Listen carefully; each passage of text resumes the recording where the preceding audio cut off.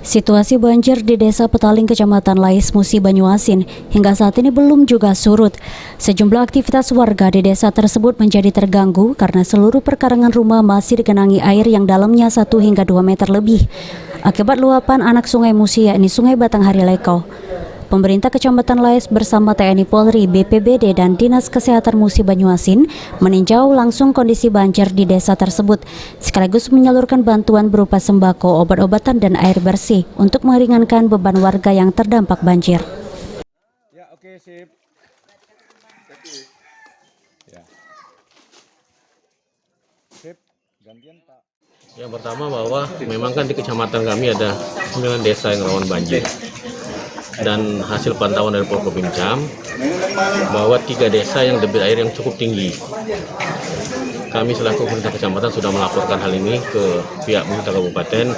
Alhamdulillah 3 hari ini sudah turun tim dan insya Allah masyarakat juga akan mendapat bantuan. Hari ini dari Polkopimcam memberikan bantuan yang untuk membantu masyarakat. Sementara itu, warga yang mendapatkan bantuan merasa sangat senang karena saat ini aktivitas yang menjadi terganggu akibat banjir yang menggenangi desa mereka. Warga juga berharap agar bantuan tersebut bisa dimaksimalkan sehingga benar-benar merasa terbantu. Beras, sembako, semuanya dapat bantuan Pak ya. Terus kondisi banjir udah berapa meter saat ini Pak?